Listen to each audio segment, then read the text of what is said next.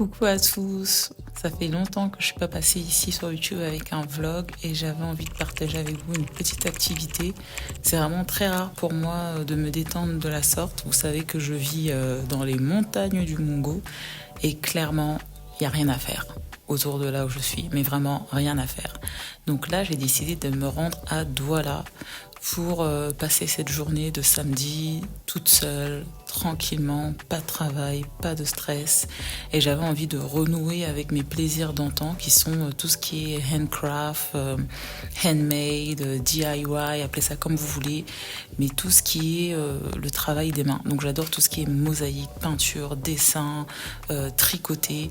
Et je me suis baladée sur Instagram et j'ai vu qu'il y avait une dame qui avait ouvert un atelier à Douala qui s'appelle le Frida 54 où elle donne en fait des cours de poterie. Je me suis ruée, jetée sur les sessions de cours en one-to-one, tête-à-tête, pour pouvoir pratiquer en fait. C'est quelque chose qui m'a toujours fascinée. Si vous me suivez depuis un petit moment, vous savez déjà que je travaille dans l'agro-industrie, plus particulièrement le café. J'adore les mugs, les recettes de café. Je suis une fanatique des tasses, des mugs, de la belle vaisselle qui sort un peu du commun. Et donc, c'était vraiment une activité parfaite pour moi. Donc là, on est à Moulins de France. Je suis arrivée dans la matinée.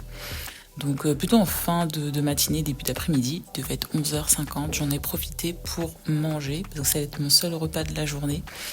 D'ailleurs, je suis venue avec Consamba Express, donc je ne voulais pas conduire. Mon chauffeur n'était même pas disponible.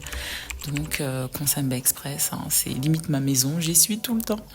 Et donc nous voilà au studio Frida 54.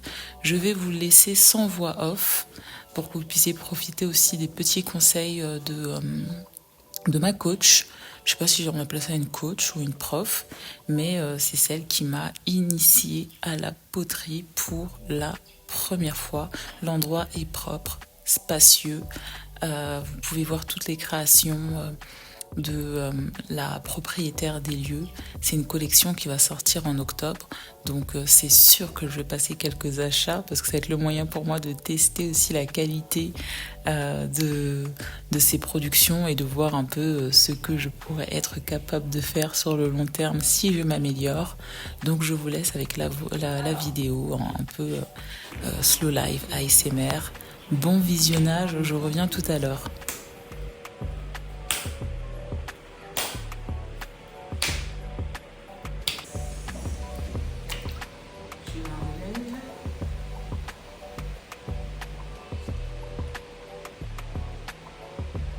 Tu vois le procédé. Quand tu sens que c'est pas santé, tu vois, à chaque fois, la tunnel sera plus calme. Ça sera léger.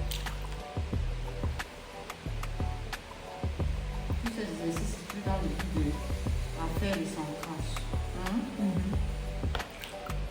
C'est le premier étape. Tu lèves, ça bouge, tu la rabaisses, tu lèves, tu la rabaisses.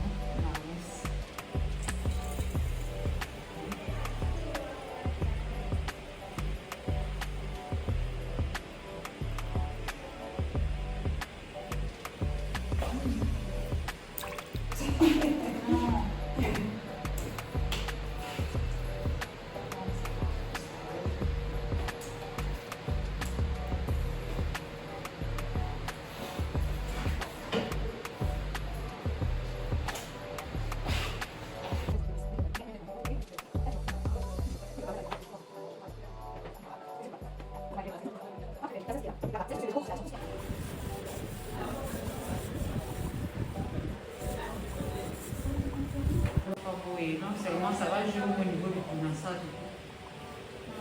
Non, c'est pas grand. Oui, c'est pas grand. Quand tu réussis la stabilité, c'est quand tu centres, tu lèves, tu rabaisses 2-3 fois. Quand tu sens que la stabilité est là, ok, c'est bon. Là, tu commences à ouvrir.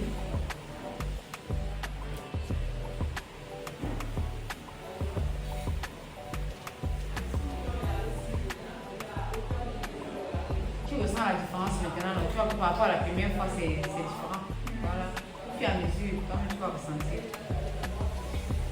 tu seras plus à l'aise quand tu vas travailler. Yo, pour les vidéos.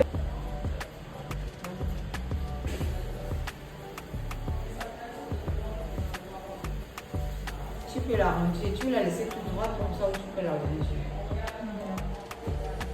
Ah, c'est-à-dire tirer un peu vers moi? Ouais. Non, pas avec toi. Tu l'ouvres, non?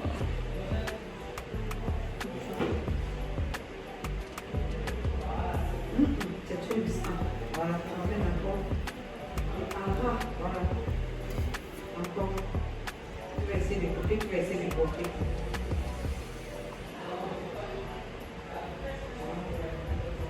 Ouais. Tu as fait. Vas-y, je fais ça.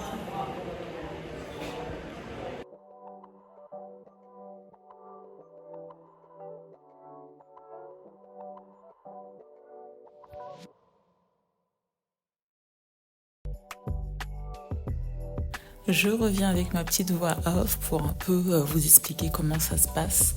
Quand vous faites de la poterie, il y a vraiment l'étape de la stabilisation et le centrage de votre boule au milieu en fait du tourniquet. Je sais même pas comment on appelle ça, mais de la base tournante. Et c'est vraiment quelque chose que j'ai minimisé, je vous assure. Je suis arrivée sur mes grands chevaux. J'étais persuadée que j'allais d'être ça, que ça allait super facile, mais ce n'est pas si simple. Toutes les vidéos que je vois sur Instagram, sur YouTube ou sur les réseaux sociaux sont assez mensongères.